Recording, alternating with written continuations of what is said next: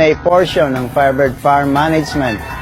Ang unang tanong, ano po ba yung stone grits na kailangang matukan ng mga manok? Importante ba ito sa kalusugan nila? Yes, dahil bibilis ang panunaw nila, kaya importanteng may stone grits. Maayos yung, pwede nyo makabili rin kayo ng true grits ng excellence sa mga poultry shop. Para yung balon-balunan, ginigiling yung pagkain. Kasi kung hindi, maaatraso yung pagtunaw. Yung sustansya ng pagkain kailangan ma-assimilate agad ng katawan. Kaya malaking bagay din yun. Nagbibigay kami tuwing 2 linggo. So 2 beses sa isang buwan, every 15 days. Iniitsa lang naman namin. Kung hindi kailangan ng manok, hindi naman tutukain. Kaya makikita nyo, nauubos yung mga bato-bato sa paligid sa lupa. Nauubos yun, nasisimot yun pag hindi kayo nagsusuplemento noon. So, hindi masamang magbigay noon, talagang kailangan ng manok yun. Pangalawang tanong, kailangan ba mag-bacterial flushing kung may suplemento na ng probiotic?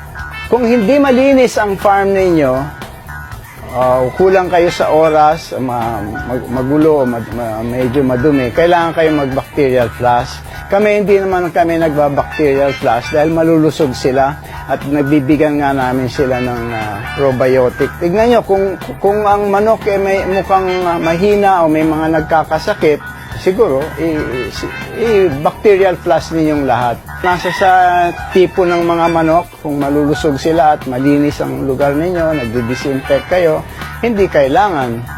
Pero kung nakita nyo, nagsisiguro kayo dahil pinanggalingan nila, let's say yung range medyo hindi ganun kalinis, mag-bacterial flush kayo. Yun ang masasabi ko dyan. Pangatlong tanong, Sir, December to end of March, halos walang nagkakasakit ng mga sisiw sa brooders at sa range.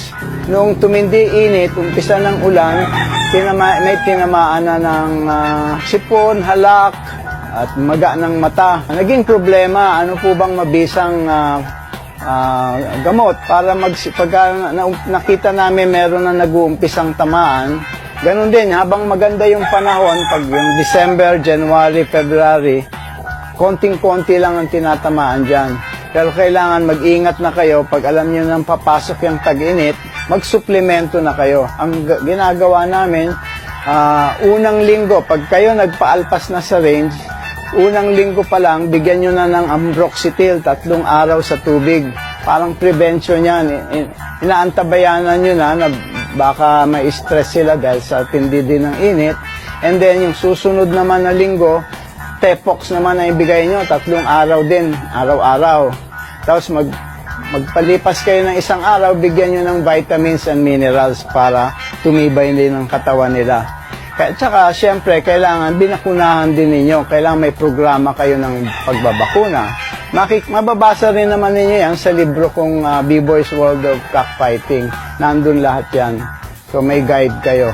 Ang huling tanong, meron po akong napalahi na super sweater cross sa lemon. Napakagaling. Paano ko mapaparami at ma-maintain ang itsura at galing nila? Okay, ang gagawin nyo lang, inbreeding na ito, yung anak at apo sa tuhod, balik sa original. Pero pag ginagawa ninyo yan, dahil inbreeding yan, yung mga mahihina, yung hindi maayos, tanggalin nyo na, ikal nyo, katayin nyo. Iwanan nyo lang yung talagang malulusog. Kasi pag nagkamali kayo, brinid ninyo dahil 3/4 siya or 7/8 siya, pero hindi siya perfecto or vigorous. Huwag nyo na lang i-breed. Naghintay ulit kayo sa susunod na taon. Kasi kung gamitin ninyo yon, masisira na ng tuluyan yung lahi na yon. So hanggang dito na lang tayo. Magkita-kita tayong muli sa susunod na Sabado. Ito po si B-Boy Enriquez, ang inyong kasabong sa anumang panahon.